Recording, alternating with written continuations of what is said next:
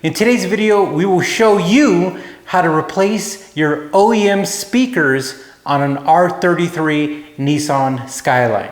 So what I did this morning is I went ahead and removed one side of the vehicle's original speakers, and I learned a couple of tricks and trades which I'll be sharing with you.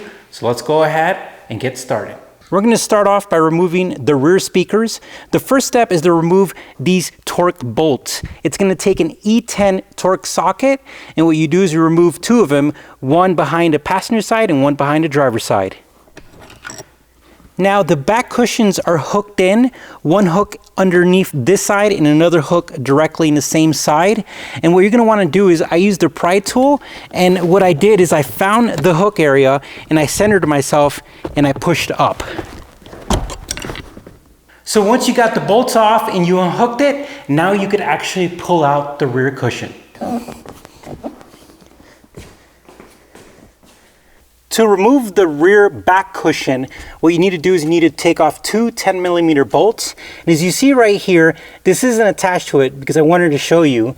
This part goes against this and this bolt goes against that. So you're going to remove two of those and then the back will be free to remove.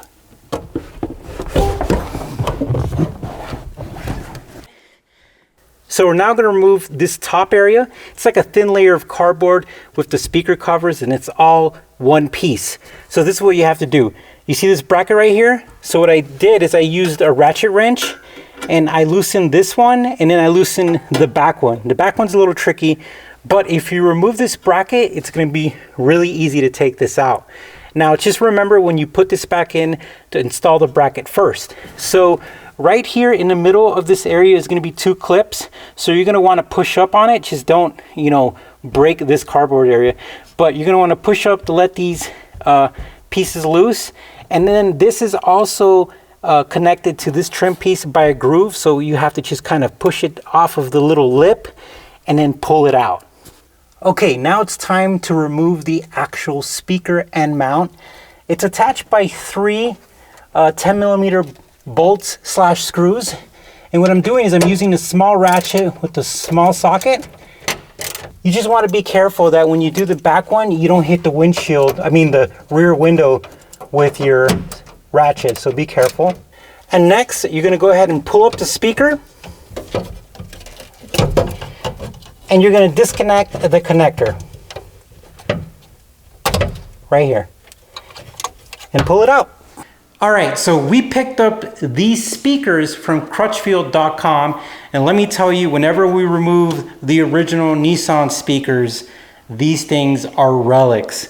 It says here the max power is 30 watts, and it looks like this one is 300 watts. That's a crazy increase. So I actually tried these already. Like I said, I already got a whole set installed, and these speakers right here fit perfectly in the front, and in the rear I was able to get two of them attached, which is perfectly fine in my opinion, but they fit well and they're actually lower in height than the OEM one, which gives you a little bit more clearance when getting close to the battery or anything else. So I'm going to put the link and the description and the model number of these speakers in the description of the video so you guys can look at them up, and if you need to order them, you guys can get those. All right, let's start replacing our speaker. And what we're going to do is just go ahead and remove these screws right here, and we're going to get all four out so we can get the original speaker out.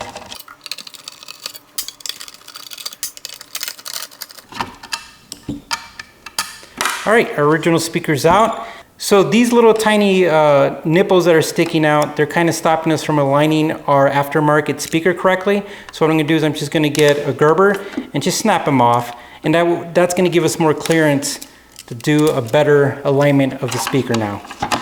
Now, utilizing the same hardware that I took off, only two screws fit. So what I'm going to do is I'm going to get two of them that are adjacent from each other.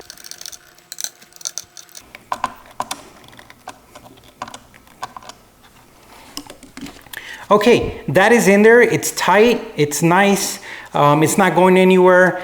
And what we're going to do is we're going to flip it around, and now we're going to be utilizing Crutchfield's very own adapter kit. It utilizes the OEM connector, so I think that's really helpful instead of having to wire up a lot of things. So that clicked in nicely. And sometimes these might not want to click in all the way, so what you want to do is just get a little flathead and open them up a little bit.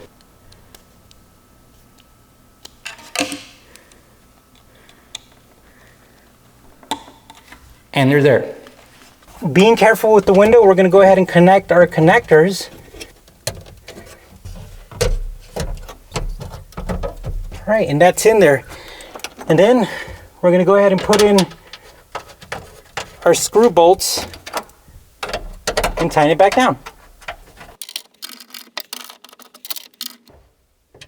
So we got the rear done, and now we're going to do the front. So the first thing you're going to do is you're going to remove this little tab that's inside this little holder in the door. And I'm using a flathead, and I'm just going to pull up, and I have it out. Now you're going to take off a small screw with the Phillips.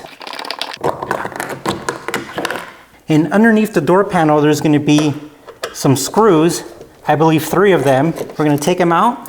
1, 2, and 3.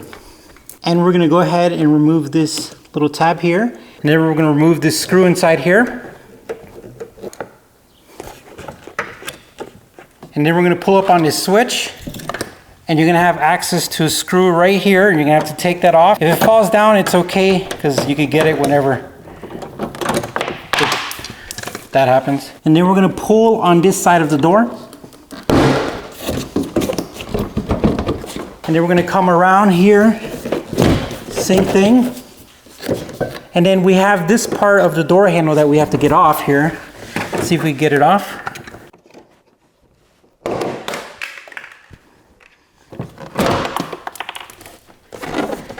And then we're going to go ahead and take off the connector.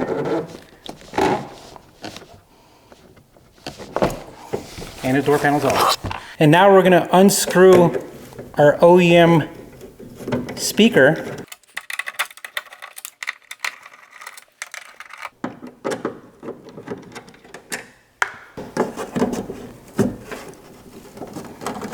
And then we're going to unplug it. It's a little tight in here, but just don't pull too much. And it's out. We're going to connect our speakers. And because of these connectors from Crutchfield, we're able to just snap them in to make it a really easy installation. And now we're going to go ahead and line up these speakers. And the great thing about this is that they actually line up really well right out the box. And then we're just going to tighten them up.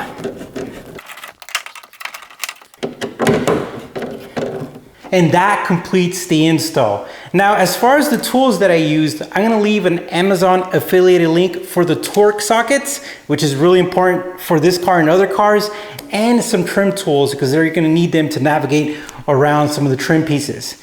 Now, if this video helped you out, because I know I couldn't find a really good video to do this job, hit the like button or buy me a coffee by using the thanks button, or you could subscribe or maybe do all of those. All right, guys, thank you for watching. You take care, stay tuned. We have a lot more videos coming up, and we already have a lot of videos already posted. So make sure you check out our channel to see if there's some other videos that might interest you with any of our cars or any of our content. Thank you, take care, and stay safe.